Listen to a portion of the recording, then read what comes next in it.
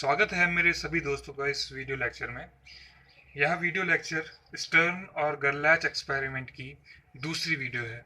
तो दोस्तों, पहली वीडियो में हमने स्टर्न गरलैच एक्सपेरिमेंट का एक्सपेरिमेंटल अरेंजमेंट देखा, प्रोसीजर देखा और रिजल्ट्स देखे, उसमें क्या रिजल्ट मिलते हैं।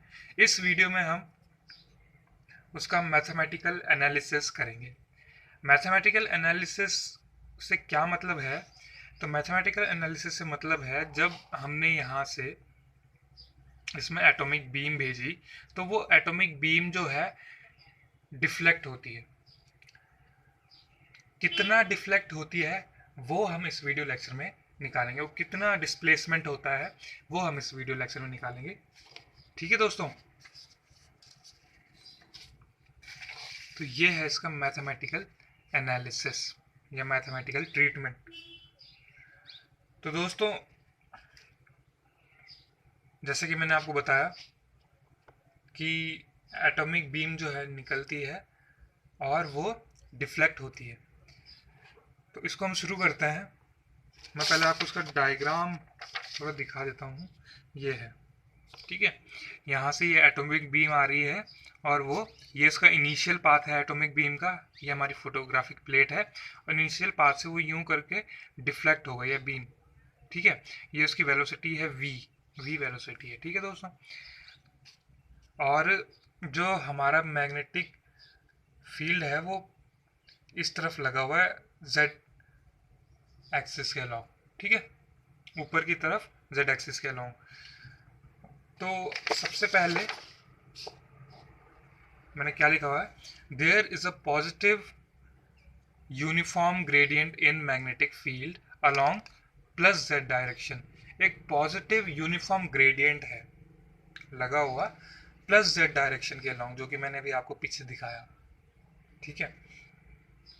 अब ग्रेडियंट देखो, ग्रेडियंट कोई भी चीज़ जब घटती है या बढ़ती है तो हम कहते हैं कि ग्रेडियंट लगा हुआ है। अब यहाँ पे इस डायग्राम को देखो, यहाँ पे मैंने कहा था कि जो हमारी मैग्नेटिक फील्ड लाइन्स है वो क्राउडेड होंगी और यहाँ पे मैग्नेटिक फील्ड लाइन्स बिखरी हुई होंगी, दूर दूर होंगी थोड़ा। तो यहाँ पे मैग्नेटिक स्ट्रेंथ तो ज़्यादा होगी और यहाँ पे मैग्नेटिक स्ट्रेंथ कम होगी। तो यानी कि ऊपर से नीचे से ऊपर की तरफ जब हम जाएंगे तो मैग्नेटिक फील्ड जो है या मैग्नेटिक मोमेंट जो है वो डिक्रीज हो रहा है। तो इसी को हम कहेंगे कि इसमें ग्रेडियंट लगा हुआ है, ठीक है दोस्तों। अब आगे, एटम जो है न्यूट्रल होते हैं तो हम सबसे पहले उस पर फोर्स निकालेंगे कि net force on atom. Atom एक न्यूट्रल है और उस पर नेट फोर्स कितना है। तो फोर्स का फॉर्मूला ये यहाँ पे लिखा हुआ है, force is negative gradient of potential energy. जो फोर्स जो होता है पोटेंशियल एनर्जी का नेगेटिव ग्रेडियंट होता है। F vector is equal to minus del u. ये डेल जो है यहाँ पे ग्रेडियंट को रिप्रेजेंट कर रहा है, ठीक है। यू है पोटेंशियल एनर्जी। तो पहले हमें पोटेंशियल एनर्जी निकालनी पड़ेगी इसमें, ठीक है। तो पोटेंशियल एनर्जी का एक्सप्रेशन जो है, जब हम किसी भी मैग्नेटिक डायपोल को जब हम किसी भी डायपोल को मैग्नेटिक फील्ड में रखते हैं तो जो पोटेंशियल एनर्जी का एक्सप्रेशन है वो है U is equal to minus mu l vector dot B vector, इन दोनों का डॉट प्रोडक्ट। म्यूअल है यहाँ पे magnetic dipole moment, orbital magnetic dipole moment, ठीक है, और बी जो है मैग्नेटिक फील्ड है। अब म्यूएल जो है उसके तीन कंपोनेंट होंगे, मतलब अलग अलग डायरेक्शन में अलग अलग कंपोनेंट होंगे, है ना। तीन कंपोनेंट में हम उसको स्प्लिट कर सकते हैं, एक्स डायरेक्शन में, वाई डायरेक्शन में और जेड डायरेक्शन में। तो और एक्स डायरेक्शन में जो कंपोनेंट होता है आई कैप, वाई में जे कैप और जेड में के कैप। तो म्यूएल को जब हम स्प्लिट करेंगे तीन कंपोनेंट में, वो आ जाएगा आई कैप म्यू एल एक्स, ठीक है। एल यहाँ पे ऑर्बिटल मैग्नेटिक, ठीक है, ऑर्बिटल मैग्नेटिक मोमेंट को रिप्रेजेंट कर रहा है एल, ठीक है। तो I cap mu L X यानी एक्स डायरेक्शन के along, J cap mu L Y Y direction के अलॉन्ग और K cap mu L Z, ठीक है, जेड डायरेक्शन के अलॉन्ग। ऐसी बी जो मैग्नेटिक फील्ड है उसको भी हम तीन कंपोनेंट में तोड़ देंगे, आई बी एक्स, आई कैप बी एक्स प्लस जे कैप बी वाई प्लस के कैप बी जेड। अब क्योंकि जो मैग्नेटिक फील्ड जो हमारा लगा हुआ है वो जेड डायरेक्शन के अलॉन्ग है तो हम सिर्फ जेड वाले कंपोनेंट को मल्टीप्लाई कर देंगे। तो ये आना था k cap mu L z dot b z, ठीक है। Mu L z dot b z आएगा, बिल्कुल यही आएगा, ठीक है। फिर हम इस फॉर्मूले में वो वैल्यू रख देंगे जो हमने मल्टीप्लाई करके आई है, तो वो आया है हमारा mu L z dot b z. ठीक है, जब dot b z dot product होता है तो कॉस थीटा लगता है, तो डॉट को हटा के हमने यहाँ पे कॉस थीटा लिख दिया है, और माइनस साइन ये वाला। ठीक है, तो ये आ गई हमारी पोटेंशियल एनर्जी ऑफ एटम। ये हमने क्यों निकालती, क्योंकि हमारे फॉर्मूले में जो फोर्स का जो फॉर्मूला है वहाँ पे हमको इसकी ज़रूरत थी डेल यू। अब यू की जगह हम ये रख देंगे। अब देखो, जब u की जगह हम पुट करेंगे तो यहाँ पे एक नेगेटिव साइन है और इसमें भी नेगेटिव साइन है, तो माइनस माइनस प्लस हो जाएगा। ठीक है, प्लस हो जाएगा। और ये जो है ग्रेडियंट है, मैंने आपको बताया डेल जो है ग्रेडियंट रिप्रेजेंट करता है, वो होता है del del x plus del del y plus del del z. और जो भी हमारा जिसका भी हम ग्रेडियंट ले रहे हैं, तो हम एनर्जी का ग्रेडियंट ले रहे हैं, पोटेंशियल एनर्जी का, तो ये हो जाएगा आई कैप डेल डेल एक्स, और यहाँ पे potential energy mu L Z B z. ठीक है, और यहाँ पे भी ऐसा ही हो जाएगा। ठीक है, अब ये हमें रिप्रेजेंट क्या कर रहा है, डेल अपॉन डेल एक्स मतलब चेंज, किस चीज का change, change magnetic dipole moment का एक्स डायरेक्शन के अलोंग। ठीक है, मैग्नेटिक डाइपोल मोमेंट का चेंज एक्स डायरेक्शन के अलोंग, सॉरी मैग्नेटिक फील्ड का जो चेंज है बी जेड जो है मैग्नेटिक फील्ड है एक्स डायरेक्शन के अलोंग, और यहाँ पे मैग्नेटिक फील्ड का चेंज वाई डायरेक्शन के अलोंग, और यहाँ पे मैग्नेटिक फील्ड का चेंज जेड डायरेक्शन के अलोंग। अब मैं आपसे एक सवाल करना चाहूँगा, सवाल ये है कि मैग्नेटिक फील्ड जो हमने लगाया है वो किस डायरेक्शन में लगाया है, वो मैंने आपको शुरुआत में ही बता दिया था, हमने जेड डायरेक्शन के अलोंग लगाया है। जब जेड डायरेक्शन के अलोंग लगाया है तो एक्स डायरेक्शन और वाई डायरेक्शन से उसका भी लेना देना बिल्कुल है ही नहीं, है ना। वो जेड डायरेक्शन में लगाया तो एक्स और वाई में कुछ चेंज कैसे आ सकता है उसमें, जो जेड डायरेक्शन में लगा है वो एक्स और वाई में तो है ही नहीं, तो ये वाले कंपोनेंट जीरो जीरो हो जाएंगे, क्योंकि जो चेंज है मैग्नेटिक फील्ड का एक्स डायरेक्शन और वाई डायरेक्शन के अलोंग वो जीरो हो जाएगा, जीरो, ये भी जीरो, और ये बच जाएगा सिर्फ ये बच जाएगा। इसको हमने यहाँ पे कॉपी किया, तो f factor is equal to ये आ गया k cap del del z bracket में म्यू एल जेड और बी जेड। ठीक है, अब ये के कैप जो है ये हमें जेड डायरेक्शन को रिप्रेजेंट कर रहा है, जो जब हम इसको इस के कैप को हम यहाँ पे रिप्रेजेंट करते हैं जेड से, एफ जेड की जेड डायरेक्शन में जो फोर्स है, तो उसका जो मैग्नीट्यूड आ गया वो आ गया del B Z del by del Z of B Z और into mu L Z B Z, इनका डॉट प्रोडक्ट था, तो जब डॉट प्रोडक्ट को हटाएंगे तो कॉस थीटा लग जाएगा। ठीक है, तो ये हमारी आ गई फोर्स एक्टिंग ऑन एटम। जो हम निकालना चाह रहे थे कि फोर्स कितना लग रहा है एटम में, वो हमने निकाल दी है, इसको मैंने इक्वेशन नंबर 2 नाम दे दिया है। अब बी जेड जो है is non uniform, b z जो है हमारा वो नॉन यूनिफॉर्म है। ठीक है, पर जो उसका चेंज होगा जेड डायरेक्शन के अलोंग वो कांस्टेंट होगा। ठीक है, तो अगर हम इसको कांस्टेंट मान लें तो जो हमारा एफ जेड जो फोर्स एक्टिंग ऑन एटम है वो डायरेक्टली प्रोपोर्शनल हो जाएगा म्यू एल जेड के, यानी कि जो फोर्स जो है वो डायरेक्टली प्रोपोर्शनल हो जाएगा ऑर्बिटल मैग्नेटिक डाइपोल मोमेंट के। ठीक है दोस्तों, अब इक्वेशन ऑफ मोशन हमें पता है, तो एक इक्वेशन ऑफ मोशन उसमें ये है s is equal to u t plus half a t square. ठीक है, s is equal to u t plus half a t square, यहाँ पे एस डिस्प्लेसमेंट है, u initial velocity, t time और a acceleration.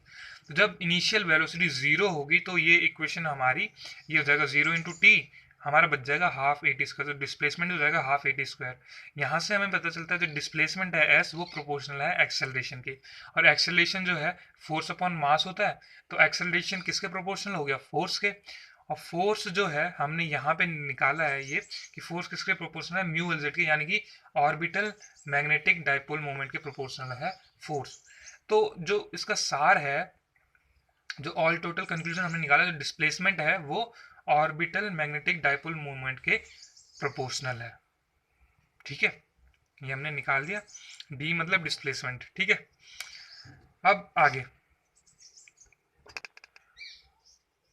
हाँ तो दोस्तों इससे हम ये अंदाज़ा लगाते हैं कि जो डिस्प्लेसमेंट आएगा, जब यहाँ से वो इनिशियल पाथ से डिस्प्लेसमेंट होगा वो किसकी वजह से आएगा, वो आएगा ऑर्बिटल मैग्नेटिक डाइपोल मोमेंट की वजह से आएगा। ये हम यहाँ पे कंक्लूड करते हैं। ठीक है, मतलब इससे हमें ये पता चला। तो फिर हमने कुछ अपने रिजल्ट्स देखे। क्लासिकल मैकेनिक्स जो है हमें कहती है कि भाई जो mu L Z orbital magnetic dipole moment की जो वैल्यू होती है वो प्लस म्यू एल से माइनस म्यू एल के बीच में होती है। ये हमें क्लासिकल मैकेनिक्स कहती है। तो हमें जो यानी कि उनका कहने का मतलब था जब यहाँ से ये जाएगा तो जो एटम जो है यहाँ पे भी डिपॉजिटिंग होगा, वो यहाँ इस प्लेस से माइनस म्यूएल से प्लस म्यूएल के बीच में हर जगह पे डिपॉजिट होंगे, पूरे पे डिपॉजिट होंगे। पूरे पे डिपॉजिट होने का मतलब हमें इमेज कुछ ऐसी दिखेगी, यानी कि इस पूरे स्पेस में वो एटम्स डिपॉजिट होंगे। ठीक है। फिर हमारी क्वांटम मैकेनिक्स हमारी ये कहती है कि जो ये डिपॉजिशन होगा एटम्स का वो डिस्क्रीट होगा। डिस्क्रीट होगा फॉर एग्जांपल जैसे +2 के लिए हम लेते हैं, तो +2 के लिए जो वैल्यू होती है हमारी मैग्नेटिक डाइपोल मोमेंट की वो होगी ये -L to +L। Mu L Z जो है क्वांटम मैकेनिक्स कहती है जो म्यू एल जेड है हमारा वो मैग्नेटिक क्वांटम नंबर के बराबर होता है, ml के बराबर, जहाँ पे l जो है -L से +L होता है। ठीक है। -L से प्लस होने का मतलब अगर हम 2 लें तो -2 -1 0 1 और 2 तो 5 वैल्यू होंगी। अगर हम 1 लें तो -1 0 और 1 3 वैल्यू होगी, और अगर हम 0 लें तो 1 वैल्यू होगी। ठीक है। क्योंकि ये फॉर्मूला 2 इंटू 0 + 1 तो 1 वैल्यू होगी। तो यानी कि जो क्वांटम मैकेनिक्स हमारी कहती है कि जो हमें डिस्क्रीट ओरिएंटेशंस जो होंगे, यानी कि जब यहाँ से एटम्स जाएंगे तो एक यहाँ आएगा, एक बीच में आएगा, यहाँ आएगा, मतलब ऑड आएगा, या तो एक आएगा या फिर 3 आएंगे या फिर 5 आएंगे। तो यानी कि जो यहाँ पे हमें दिखने चाहिए थे वो हमें ऑड नंबर्स में दिखने चाहिए थे। ठीक है। ऑड नंबर्स में दिखने चाहिए थे, पर ऐसा हुआ नहीं, हमको दिखे ये इवन नंबर में। तो ऐसा तो हमें क्वांटम मैकेनिक्स कहती है कि ऑड नंबर में दिखने चाहिए थे, पर वो भी नहीं हुआ। तो रिजल्ट काफ़ी सरप्राइजिंग रहा। रिजल्ट कुछ एक्सपेरिमेंटल रिजल्ट जो था वो कुछ ऐसा रहा, ऐसा कि भाई ये आया और हमें कितने दिख रहे हैं, 2 दिख रहे हैं यहाँ पे। अगर मैं इसको सेंटर मानूं तो एक ऊपर है एक नीचे है। ठीक है। तो ये था एक्सपेरिमेंटल रिजल्ट। अब इसको कैसे एक्सप्लेन किया उन्होंने ये हम देखेंगे आगे। ठीक है। तो फिर इसको एक्सप्लेन उन्होंने कुछ इस प्रकार से किया कि उन्होंने बोला भाई कि हम कोई एटम की जो है, एटम में जो मैग्नेटिक मोमेंट होता है वो इलेक्ट्रॉन के मोशन के कारण होता है, इलेक्ट्रॉन के रिवॉल्यूशन के कारण होता है। तो साइंटिस्ट ने सोचा कि हम कोई एक ऐसी बेसिक प्रॉपर्टी, बहुत ही बेसिक प्रॉपर्टी जो है छोड़ रहे हैं, जिसके बारे में हम सोच नहीं पा रहे हैं, जिसको हम पता नहीं चल रहा है हमें। तो वो प्रॉपर्टी क्या थी? तो वो प्रॉपर्टी ये थी कि भाई इलेक्ट्रॉन जो है ऑर्बिटल मोशन तो करता ही है, यानी कि न्यूक्लियस के अराउंड रिवॉल्व तो करता ही है, पर वह न्यूक्लियस के अराउंड रिवॉल्व करता है, उसके साथ साथ वो इलेक्ट्रॉन जो है स्पिन भी करता है। यानी कि जैसे अर्थ सन के अराउंड रिवॉल्व करती है और अपनी एक्सिस पे रोटेट करती है, तो यही इसका निष्कर्ष या रिजल्ट निकाला गया कि जो इलेक्ट्रॉन जो है वो अपने मतलब एक्सिस के अराउंड, जैसे मतलब बॉल को घुमा दें हम, वैसे इलेक्ट्रॉन भी स्पिन करता है। तो ये चीज़ जो कि साइंटिस्ट उस टाइम छोड़ रहे थे, मतलब निगलेक्ट कर रहे थे, निगलेक्ट तो नहीं, मतलब उनके दिमाग में नहीं आ रहा था, ये चीज़ बाद में किसी के दिमाग में आई और इसने इसको अच्छी तरीके से एक्सप्लेन कर दिया था। ठीक है दोस्तों। तो एक्सपेरिमेंटल रिजल्ट से हमें ये पता चला कि भाई जो एक तो इलेक्ट्रॉन जो है स्पिन करता है, और दूसरा जो है डिस्क्रीट क्वांटाइजेशन, यानी स्पेस में क्वांटाइजेशन होता है, यानी कि इलेक्ट्रॉन जो है जो इलेक्ट्रॉन की जो स्पिन होती है वो क्वांटाइज होती है, वो स्पेस में कुछ डिस्क्रीट ओरिएंटेशंस में ही रहते हैं। ठीक है। उनकी ओरिएंटेशन जो है स्पेस में डिस्क्रीट होती हैं। तो ये 2 स्पेशल फीचर्स जो थे वेक्टर एटम मॉडल के, वो इसके द्वारा कंक्लूड किए गए इस एक्सपेरिमेंट के द्वारा। तो ये इस एक्सपेरिमेंट का सार था। बट अभी हमारा ये डेरिवेशन जो है, हम तो शिफ्ट निकाल रहे हैं ना कि ये शिफ्ट कितना हुआ, ये डिफ्लेक्शन कितना हुआ, वो निकाल रहे हैं हम। तो उसको मैं कंटिन्यू करता हूँ अब आगे। हमने यहाँ तक कर दिया था। ठीक है। यहाँ तक हमने कर दिया। अब इसके बाद हम क्या करेंगे देखते हैं। जैसे कि मैंने बताया आपको, एक्सेलरेशन जो है फोर्स अपॉन मास होता है, F = ma होता है, तो एक्सेलरेशन F/m। Fz मतलब z डायरेक्शन के अलॉन्ग। तो Fz की वैल्यू हमने निकाली हुई है पीछे, Fz की वैल्यू हमने निकाली हुई है, उसको हम यहाँ पे पुट कर देंगे तो म्यू Lz cos θ/m आ जाएगा, del Bz upon del z। ठीक है। ये हमने Fz की जो वैल्यू है ये हमने उस इक्वेशन में रख दी है यहाँ पर। ठीक है। अब एक इक्वेशन 3 है, उसमें हम क्या करेंगे, S = dz, u = 0 कर देंगे, और टाइम यानी कि अब यहाँ से यहाँ तक के लिए जो टाइम है वो कितना होगा, यहाँ से यहाँ तक जाने का टाइम जो है वो हम निकालेंगे डिस्टेंस अपॉन स्पीड वाले फॉर्मूले से। टाइम को फॉर्मूला डिस्टेंस अपॉन स्पीड होता है, तो ये डिस्टेंस है l, वेलोसिटी है v, तो l/v। इस डिस्टेंस OB के लिए जो ये हो जाएगा टाइम जो है वो हो जाएगा L अपॉन V। और ऐसे ही इस डिस्टेंस के लिए BP के लिए भी जो हो जाएगा वो हो जाएगा कैपिटल L अपॉन V। इसकी ज़रूरत हमें आगे पड़ेगी, तो इसको मैं यहीं पे बता रहा हूँ। इसके लिए भी L अपॉन V हो जाएगा, कैपिटल L अपॉन V। ठीक है दोस्तों। अब इक्वेशन 3 जो थी हमारी s is equal to u t plus half AT square, उसमें हम ये वैल्यू रख रहे हैं। इक्वेशन 3 हमारी यहाँ पे है, ये s is equal to half AT square, इसमें हम वैल्यू रख रहे हैं। तो उसमें u की जगह 0, t plus half AT square. ठीक है, तो इसमें मैंने t की जगह मैंने क्या बताया, स्मॉल l अपॉन v। पहले हम इतने के लिए कर रहे हैं OB के लिए। ठीक है, तो इसको सॉल्व करेंगे तो dz is equal to half mu L Z cos theta upon m, और del bz upon del z और L अपॉन V का होल स्क्वायर आ जाएगा। ये हमारी इक्वेशन 5 आ गई। नाउ वेलोसिटी जो है v is equal to u plus AT है, इसकी ये फॉर्मूला है। ठीक है, इक्वेशन ऑफ मोशन ही है ये भी। तो velocity of atomic beam in direction z, अब एटॉमिक बीम सीधे जा रही है तो इधर भी अब जब डिफ्लेक्ट होगी तो इस तरफ जाएगी, तो इसकी जो z डायरेक्शन में जो वेलोसिटी है वो हम v z is equal to u plus AT लेंगे। ठीक है, u की जगह हमने ये रखा, जो भी वैल्यू है u की, mu L Z cos theta upon m del B Z upon del z और एल वी, सॉरी। ठीक है, u की जगह हमने 0 रखा और a और t की जगह हमने ये एक्सेलरेशन की वैल्यू रखी और टाइम की जगह l अपॉन वी। ठीक है, अब मैंने बताया था इसके लिए भी हम टाइम ये लेंगे कैपिटल L अपॉन वी। तो वर्टिकल डिस्टेंस सी डी जो है, यानी कि जो ये है, सॉरी वर्टिकल डिस्टेंस, हाँ ये यहाँ पे सी डी नहीं, यहाँ पे लिखना है मेरे को पी आर। ये जो वर्टिकल डिस्टेंस पी आर है, ये कितनी हो जाएगी, सॉरी पी आर भी नहीं, ये है क्यू आर। हम अभी क्यू आर निकाल रहे हैं, ये ऊपर वाली डिस्टेंस क्यू आर। ठीक है, तो ये कितनी हो जाएगी, स्पीड इनटू टाइम। तो स्पीड हमने यहाँ से निकाल ली है, ये mu L Z cos theta upon m del v z upon del Z l v, और टाइम हम निकाले कैपिटल L अपॉन वी। तो ये हमारी 7th इक्वेशन आ गई। तो टोटल शिफ्ट जो हो जाएगी वो होगी हमारी ये P Q plus Q are, यानी कि D Z plus Q are. ठीक है, तो D Z plus Q are ये यहाँ पे लिखा हुआ है, इन सब की वैल्यू रखूंगा मैं, तो ये आ जाएगा half mu L Z cos theta upon m del B Z upon del Z L upon V का whole square plus Q R की वैल्यू ये है, और पी आर जो आ जाएगा फिर कॉमन लेंगे तो mu L Z cos theta upon m v square del B Z upon del Z l by 2 plus l. ठीक है, अब ये जो वैल्यू हमने रखी है कहाँ से रखी है, डी जेड की वैल्यू हमने ये निकाली यहाँ पे इक्वेशन 5 से। ठीक है, उसको मैंने यहाँ पे रख दिया, और क्यू आर की वैल्यू ये रखी है, ये 7th इक्वेशन से, उसको मैंने यहाँ पे रखा। तो हमारा ये आगे जब हमने कॉमन लिया तो यहाँ पे एल बाई वी बच जाएगा, सॉरी एल बाई 2 बच जाएगा, और यहाँ पे बच जाएगा प्लस कैपिटल एल कॉमन लेके। तो ये था हमारा डेरिवेशन इस चीज़ के लिए कि भाई जो डिफ्लेक्शन हुआ है, जो डेविएशन हुआ है, वो कितना हुआ है। ठीक है, तो दोस्तों उम्मीद करता हूँ आपको ये वीडियो पसंद आई होगी, और इस वीडियो के साथ स्टर्न गैर्लाच एक्सपेरिमेंट पूरा का पूरा ख़त्म हो चुका है।